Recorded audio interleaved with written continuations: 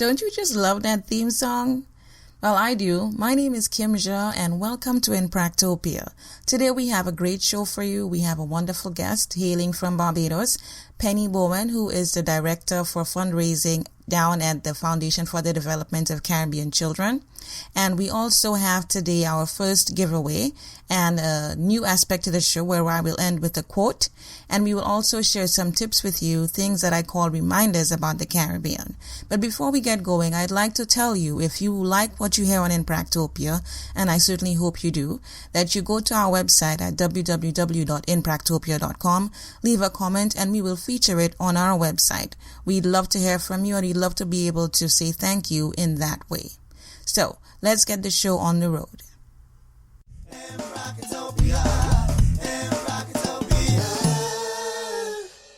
Here are 3 things you should know about the Caribbean. 1. Our climate. The Caribbean has 2 seasons. A dry season from December to May, where it is usually very hot and breezy, and it's also the height of our tourist season. And we also have the wet season from June to November, which is also known as the hurricane season, where there are lots of storms. It's very rainy, very wet. And with all of this climate change, remember what happened in Haiti, who knows what nature and the environment has in store for us. Number 2, our food. I don't know about you, but I think Caribbean cooking, Caribbean food is the best in the world. And we need to take credit because of our African, European, East Indian, and even to a certain extent our Asian influence. When you think about all of that color, the flavor, the different techniques in cooking, oh my God, the fruits and vegetables, wonderful stuff. Every island has its own national dish, but that's for another show. And 3. The region was totally discovered by accident. In 1492 to be exact, when Christopher Columbus landed in what was eventually called the West Indies. And now we have a mesh of ethnicities, dialects, culture, history, all of which is very much celebrated in the region today. These were just 3 reminders, things that you should know about the Caribbean. And now my very delightful chat with Penny Bowen, Fundraising and Campaign Development Officer at the Foundation for the Development of Caribbean Children. Penny, I want us to start off with you giving us a brief history of how the Foundation for the Development of Caribbean Children came to be. Okay, well, thanks, Kim, very much for having us. FDCC was actually launched towards the end of 2011 into 2012.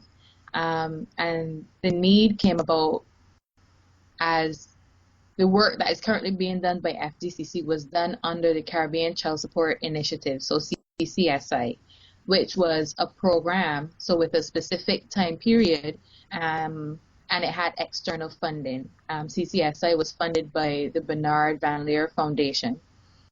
When BVLF, Bernard Van Leer, when they decided that their work in the Caribbean, that they would, place their resources in other parts of the world, and that they would be withdrawing from the Caribbean. Because the decision was taken. Because at that point, the Caribbean was no longer seen as they used to say, developing or underdeveloped. We had reached that development stage where we could handle our own affairs. Yes, and they had been working here for quite a bit. They had invested quite a lot into the Caribbean. So the thinking was that the work that had been done so far couldn't just end, and that's where FDCC was born. So the program, Caribbean Child Support Initiative, was ending, but the work needed to continue. So a foundation was launched, and that was the birth of FDCC into 2012, and that's really how we came out. When CCSI was in existence, they oversaw the Roving Caregivers Program, which is our flagship program, and with them leaving, we didn't want that program to end. And just as a bit of insight for listeners or viewers who might not know, the Roving Caregivers Program, I might refer to it as RCP as we go on, is a program that caters to children between 0 to 5 whose families cannot afford to enroll them into preschool or kindergartens or any developmental program, would stimulate them and cater to their needs as they are growing. And so what the program does is to provide a caregiver who will visit the home at least once a week for an hour or two, and will do stimulation exercises with the children at home. And the thinking behind that and the research behind this program supports the notion that children who are stimulated within these ages have better chances of being more productive citizens, thriving more when they get into primary school. Actually, research shows that in the Caribbean, many parents don't sing to or interact with their children. One out of every 3 children entering primary school are entering without the skills needed to function. So to put a very practical spin on that, what we're saying then is if you have 3 children, one of them is going into primary school behind the rest of the class, and catching up is often very difficult. So these other children would have had the opportunity to be in preschool, at this point, know how to hold a pencil, know how to color within the lines, know how to write their names. And this child who perhaps has been at home and not stimulated, because we're not saying children can't stay at home. We're saying if they are, they still need the stimulation, that other children get in other ways. And so they start school, because in the Caribbean, primary school is generally free. And our governments have been very kind to provide that for us. But we place emphasis on what happens before then, because some children start behind and then find it difficult to catch up later on. Okay, and that's one of the things that the Roving Caregivers program does, to instill that early formal stimulation with the kids, and helps educate parents in the importance of that. Yes, that's the other thing that I forgot to mention, but thank you for that. So the caregivers go to the homes and they work, yes, primarily with the children, but there's also a parenting aspect. We also encourage the parents to get involved, because if they're only there 1 or 2 hours per week, then practically speaking, that doesn't compare to the child who's in preschool, all day for 5 days. So we have to encourage the parents to continue the work that the caregiver is doing when they're in, so that when they're not there, they're still involved. And one of the things that we do that I'm very proud of is because we go to low-income families, we are not using resources that they don't have available to them. We take, soda bottles, clean them out, put seeds in them. We live in the Caribbean, I don't know what every other island calls it, but in Barbados we have what we call shack. Yeah, we have the that long in brown St. Lucia too. I think it's. And you call it shack too? Yes, I hope it's the same name all over the Caribbean. That would be wonderful to find out. But I'm getting the feeling that people are being proactive and very creative in what they use to stimulate the kids when they go to the homes. That's what we encourage. So we don't want them to think, well, the caregivers come with all these books, they don't have resources to go and get them, or they've come with toys and they don't have those resources. Take seeds, place them in a bottle, tape the bottle, put gift wrap paper on the outside of it and tape it again, so that when the child is playing with it, the paper isn't coming off. And you would be amazed how intrigued the children are, from those types of toys. So it doesn't have to be anything special. It doesn't take a lot of resources, and that's one of the things that we're very proud of, that we promote homemade toys and homemade resources. We promote, parent-child interaction. Activities like having your child, let's say a 3-year-old, in the kitchen with you while you're cooking. Obviously, safety measures would have to be in place. But simple things like, what is the shape of a tomato? What color is that? What color is a carrot? What color are those beans? Those are all learning experiences, practical learning experiences. And some of those things we impart to parents. You don't have to have, lots of things. There are always teachable moments for you and your children. And we really encourage them to continue that kind of interaction outside of when the caregiver can be there. Okay, and you mentioned all of this that this particular program is doing for parents and caregivers actually going into homes, and I want to make that connection between the FDCC as a foundation, which makes you think that it's not a governmental organization, it's a private or Right. in between kind of organization. How does the FDCC manage to do all that it does if it's a foundation?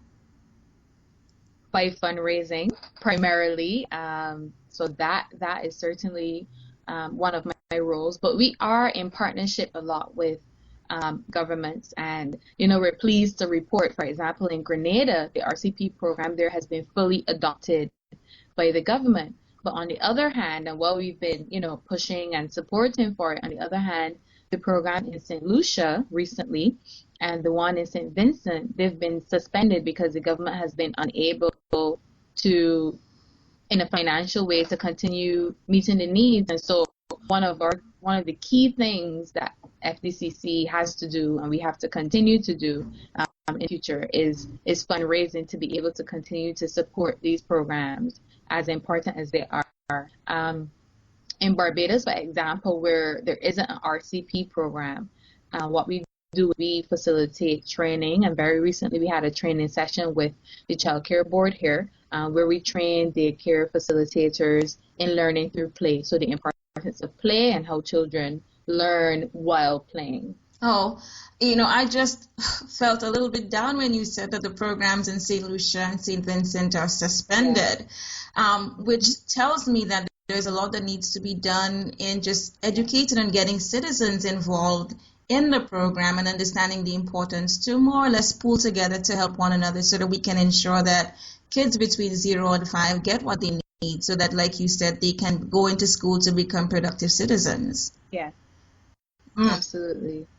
It is very sad, and some groups have, well, one group primarily has expressed some interest in trying to support the program, and we're seeing, what can be done there. But on a large scale, one of our primary needs, I would say, is fundraising towards getting those programs reestablished and in a sustainable way too. I think I would say that that's one of our primary goals for FDCC and RCP programs throughout the Eastern Caribbean, to be sustainable. Yeah, fundraising is always such a key thing. And I want to talk about myself as a donor, somebody who learned about the FDCC through Facebook, through Dr. Didicus Jules, who's, I guess, really instrumental in a lot of the things that the FDCC is doing. And it touched me when he made that appeal for people to support the FDCC, and I've been doing that, I think, since 2012, 2013, and I feel good as a donor to be able to give something every month, and I want to thank you all for keeping me updated on how that's helping. So I'm hoping that this interview will touch people no matter where they are, and I think maybe we can say that it doesn't matter, you don't have to be in the Caribbean to help the FDCC. No, you don't. Because one of the things that we're trying to do now is to really reach out to the diaspora. Certainly, anybody living in North America or the UK, we welcome to be supporters, to be donors. But we're really trying to form relationships with people who are of West Indian heritage. I lived overseas for a while, and I know that you suddenly become, you don't really think that you're very patriotic while you live in the Caribbean, but when you leave, there's something about your heart that feels closer to home. You want to do more, you want to know more, and so we really invite Caribbean nationals, persons with Caribbean heritage living in the diaspora, to get involved. And involved doesn't always mean money. We welcome your time, we welcome your skills, in helping us ultimately to help children. That's really what we're about. Yeah, I support you in that, because I live in Chicago now, and when I came here, I saw myself as somebody living in a foreign country, but then everything that I saw around me made me appreciate where I came from even more. And when you're in it, you don't necessarily see all the potential that you have or it has until you leave it. So I make that pledge to do my best to spread the word about FDCC so that people, foreign nationals, people in the diaspora, will know about your really, really worthy organization, and that we can do our part to make sure that kids 0 to 5 get the opportunity and get the access that they need so that Caribbean people can begin and continue to be productive people and wow themselves in the region and around the world. Yeah. And we're very thankful for your help and for your support and even efforts like this, that get the word about FDCC out there. Yeah, that's what I can do on my little end, and hopefully it'll be able to keep the FDCC going, and I feel really good about it. I feel good about what you all are trying to do. And you talked about one of the goals. Are there any future goals that you want to achieve, maybe in the next year or two, for as the FDCC grows and where its outreach, where you want to take your outreach? Yeah. Well, like I mentioned, RCP and a few of the programs that have been suspended. So I think primarily our focus would be on getting them reestablished and sustainable and in a sustainable way, not just reestablished perhaps for a short period of time and then maybe funding, becomes an issue again. But we really want them to be sustainable. And beyond that, the FDCC has just welcomed a new board, Dr. Didicus Jules, who you mentioned. He has transitioned into a new job, so he's now residing in St. Lucia, and we have a new board headed by Dr. Carol Logie. She's very au fait with early childhood development, and that has been her field for quite some time. And coming out of initial discussions, we're just really looking at, yes, RCP for FDCC has been a flagship program, and we will continue to support RCP. But what are some of the other resources and perhaps training and stuff like that. So some of the other skills that FDCC can offer. We have quite a number of resources on our websites, booklets and books that can be helpful to parents, the importance of play for infants or preschoolers, nature, just using things that exist naturally as a means of teaching or learning for the child.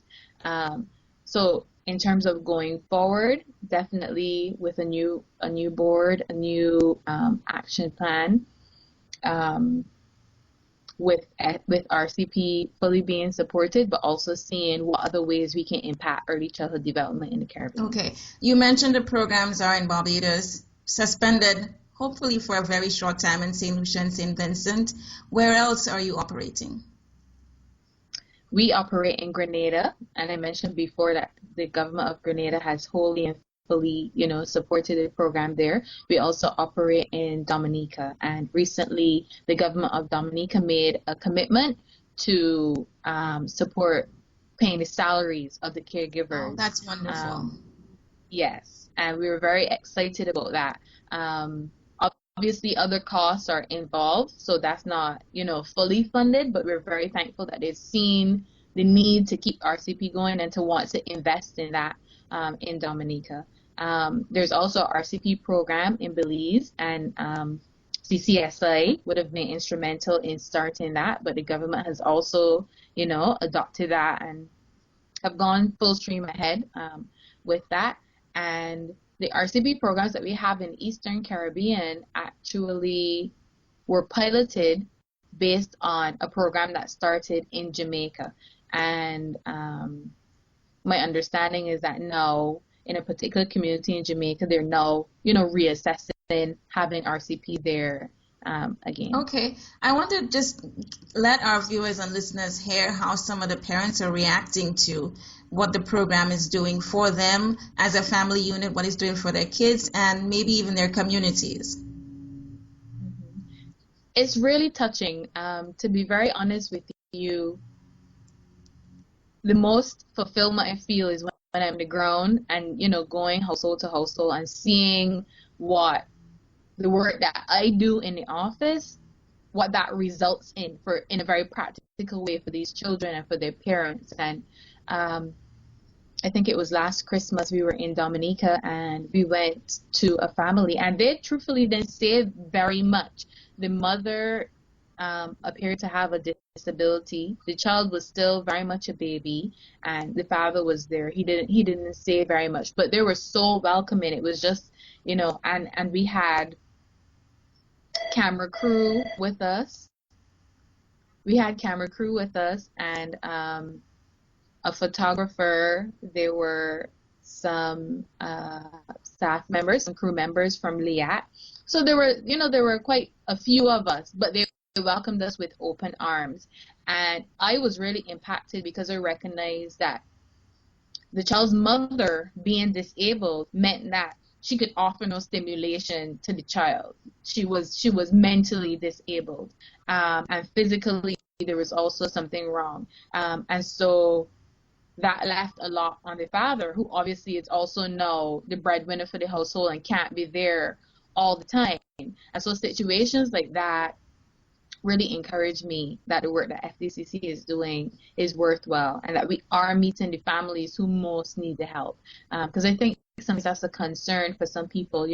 What are you doing with the money? Is it really, going to the children? It really is, and we really are, seeing a difference. If you are interested in hearing, parent testimonials for yourself, if you visit our YouTube page, we have some videos there with parents talking about their experiences. We have videos with teachers, primary school teachers, who compare children who have gone through RCP, who enter their classrooms, with children who've been at home, and the difference that she sees in them.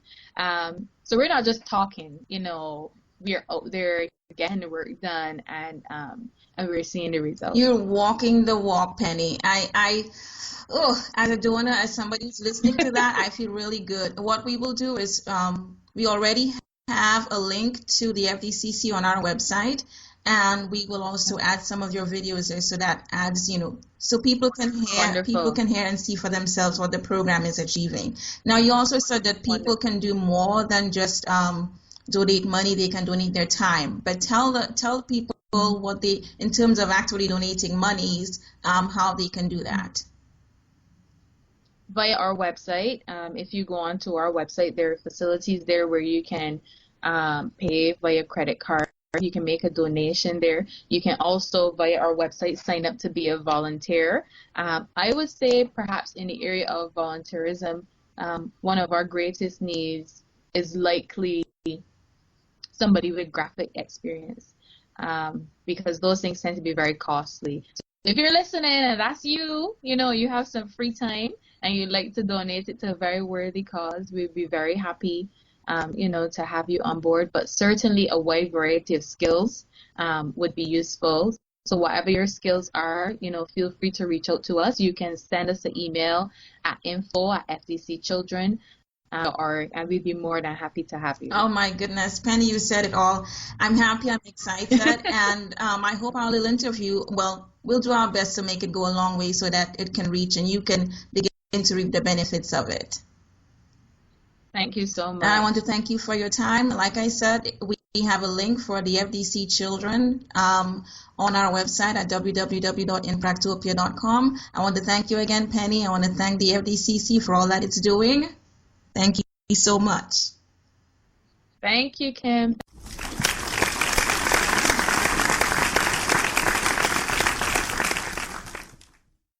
Well, thank you, Penny, for all of that wonderful information and sharing. Long live the FDCC.